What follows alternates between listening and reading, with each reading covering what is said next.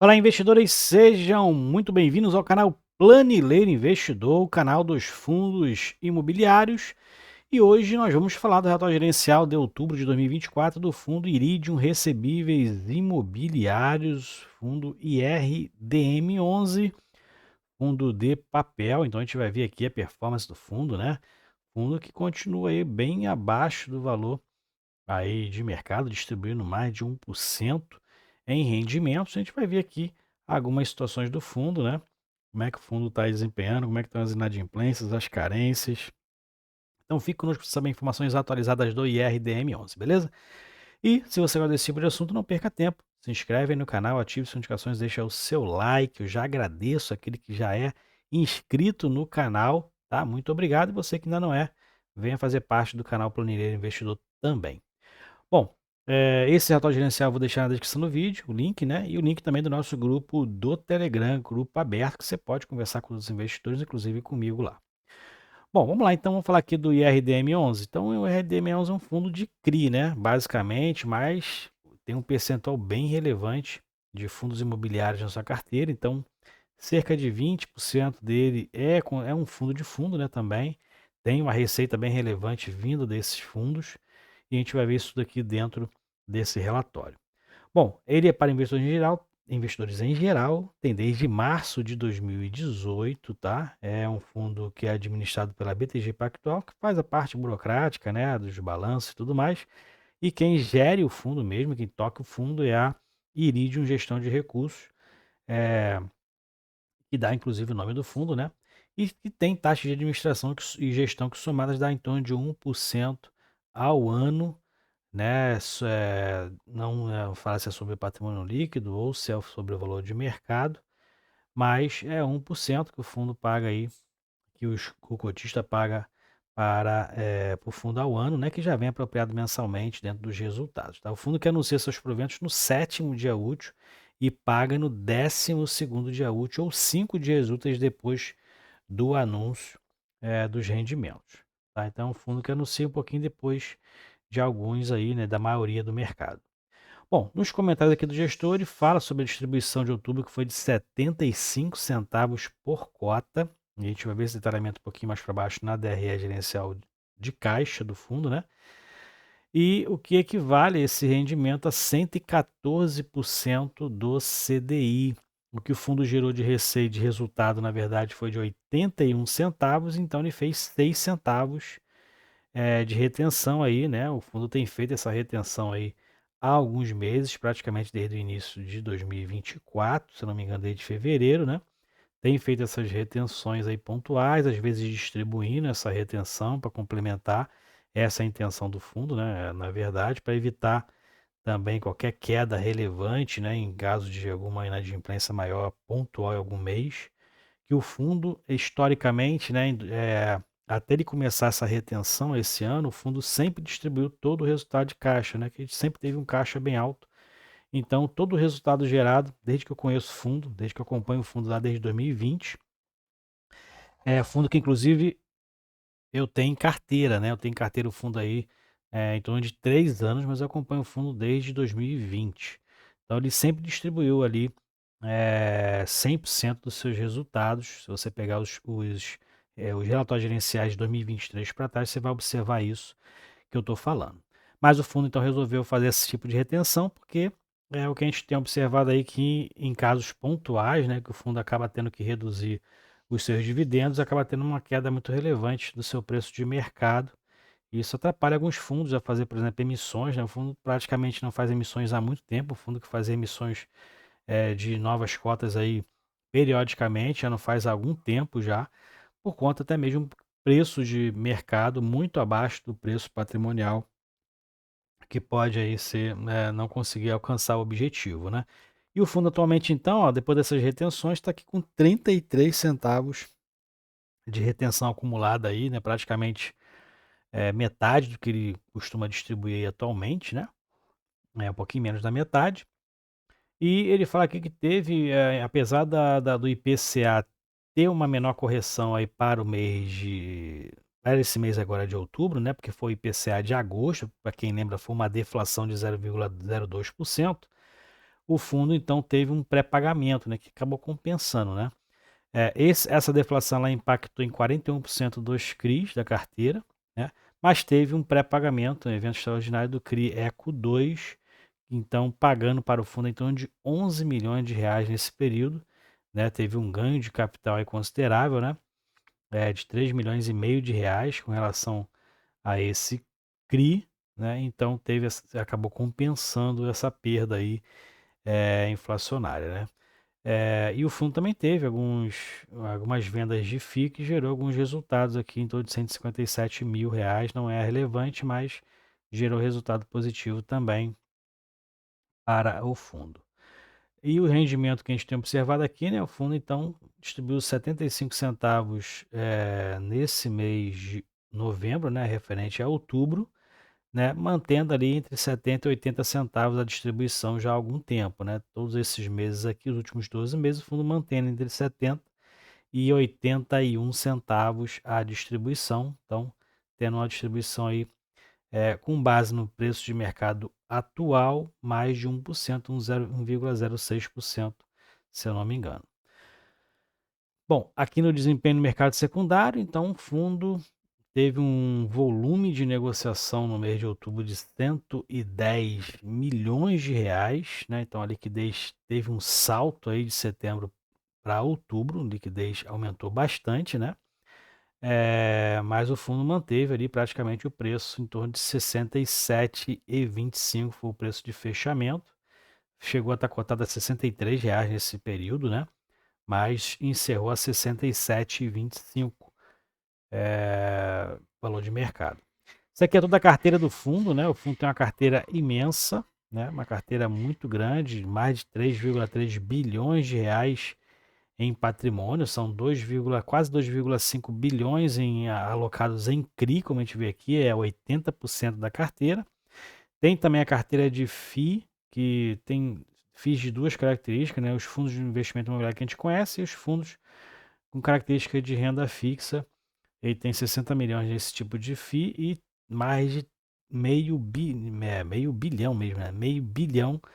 Mais de meio bilhão investidos em fundos de investimento imobiliário. Umas aqui são muito ruins, né? O fundo pegou um período que o fundo distribuía muito provento, né? Um provento altíssimo e hoje, pifiamente aí, o fundo amargando, por exemplo, aqui no Tord, né?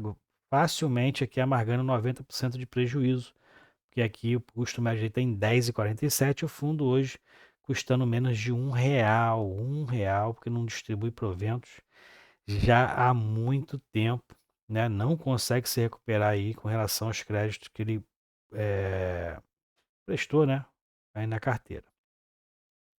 Bom, na carteira aqui não tiveram alterações relevantes, tem aqui a questão dos CRIs, que é a maioria, 77%. IPCA, o principal indexador, né, do fundo, é um fundo indexado basicamente pelo IPCA, tem um pouquinho de CDI, um pouquinho de percentual de CDI, um pouquinho de pré-indexado, né, em GPM, mas a indexação principal aqui é o CDI e na distribuição para o setor principal é a geração de energia. E aqui tem as operações que o fundo fez no mês, né? Então ele vendeu e comprou alguns CRIs, né? Basicamente vendeu só R$ 1 milhão e comprou quase 12 milhões de reais em CRI e vendeu aqui 2 FIIs, né? Somando aí um pouco mais de 250 mil reais, 2 operações de venda. Bom, aqui teve os eventos adicionais, que foi aquele pré-pagamento do Eco 2 de 11 milhões de reais, que gerou 3 milhões e meio de reais de ganho de capital. E também, em outubro, foi realizada a integralização da emissão do HDOF 11, fundo imobiliário então, né? Fundo participou dessa emissão, foi integralizado aí 2 milhões de reais, faltam 5 milhões e meio de reais a serem integralizados. Com relação às operações inadimplentes e com carência, né, tem essas operações aqui, Alta Vista está inadimplente, o ativo vai ter aí vencimento antecipado, BWIC está em reestruturação, ainda está inadimplente, inclusive é a maior inadimplência que o fundo tem atualmente, é da BWIC, mais de 1,5% do seu patrimônio líquido, que não é pouca coisa, né? E nas operações aqui, mais operações aqui, a BR Distribuidora também está inadimplente, está em pedido de arbitragem, né? Mas é um percentual bem pequeno. O Eco 2, o Eco 1, que ainda está inadimplente, e o Eco 2, que teve aquele pré-pagamento, né, que a gente viu lá, mas ainda está inadimplente, mas aqui já está com 0%, né, de participação, provavelmente ele foi totalmente liquidado. Ele tem uma participação muito pequena teve aqui, eu vou te mostrar para vocês aqui, que teve um resíduo aqui dentro do portfólio do fundo, eu observei isso aqui, ó, de R$ 30,50 do Eco 2, ó, 30,50 é um resíduozinho que está aqui, provavelmente depois vai ser sanado esse resíduo aí e vai sair da lista, né, praticamente, né? Então, o Eco 2, praticamente aí resolvida a questão. Tem aqui o Forcasa com carência, né? Carência aí que foi postergada até janeiro de 25. Tem também aqui o Gramado Parques que foi estendido até julho de 25, porque está ainda em questão do plano de recuperação judicial, ainda está aí sujeito à aprovação, né? Então tem aqui o Gramado Parques com duas situações aqui. Tem um vencimento antecipado esse aqui, a negociação de reestruturação, mas está em carência. O Inlote também está em período de carência. O fundo Manara 1 e 2 também está em carência. Tem aqui a questão do devedor acelerar as obras do empreendimento, né? Então, tem algumas questões aqui que estão em carência, mas o fundo, parte aqui recebe a parcela dos juros integralmente, né? Alguns estão em carência da amortização, que é o caso aqui do Gramados Parques, esse aqui do Termas Resort, e outros aqui totalmente com carência total, né? E o que o fundo não tem recebido absolutamente nada, mas está em períodos aqui de reestruturação e a gente tem que aguardar para poder ver se vai voltar a pagar. E tem a Starbucks também, né, que está inadimplente. Tem algumas situações aqui que está avançando, né? Devedores da operação entraram com pedido de recuperação judicial, então agora tem que aguardar a decisão do juiz sobre a recuperação judicial e como vai ser paga essas dívidas. Em relação à DRE do fundo, DRE por base caixa, tá? O fundo teve receitas totais de quase 32 milhões de reais, foram 26,2 milhões de CRI.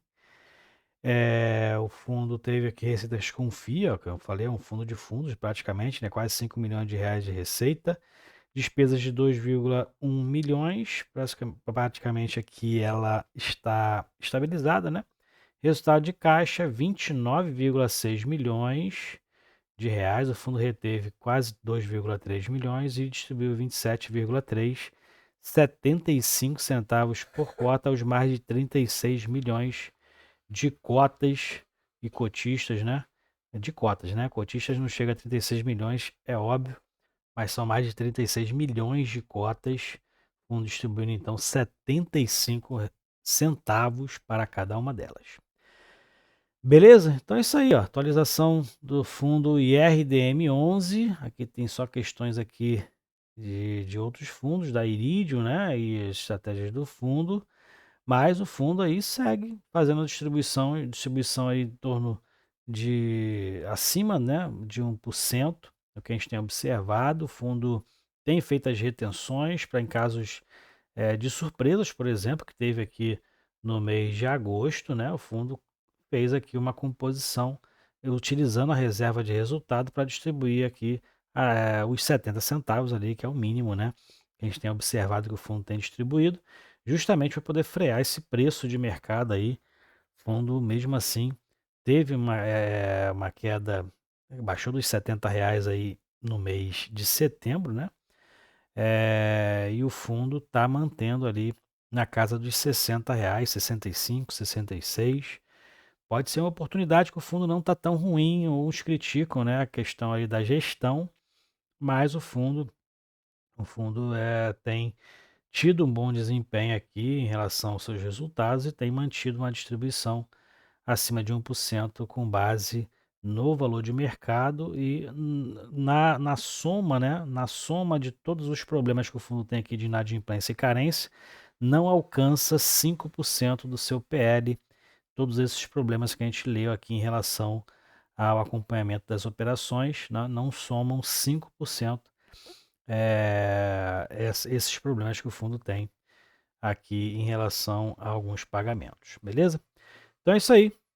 Essas são as atualizações do IRDM11, fundo que eu tenho em carteira, né? Que tem tantas oportunidades que tem umas semanas que eu não compro nenhuma cota do IRDM11, mas já chegou a ser uma das maiores posições da minha carteira. Atualmente é a terceira maior posição da minha carteira. E pode ser que para esse período agora, dessa queda abaixo dos 65, pode ser aí que eu compre mais algumas cotas. Um dos maiores fundos de CRI, né, para investidores em geral, não é o maior, mas é um dos 5 maiores fundos de CRI para investidores em geral aí do mercado. Beleza? É isso aí. Se você gostou do vídeo, deixe seu like, deixe suas opiniões também nos comentários do vídeo. Se você também é cotista do fundo, compartilhe com a gente aí também, tá? Qual o percentual da sua carteira hoje. Fique com Deus, até o próximo vídeo. Tchau, tchau.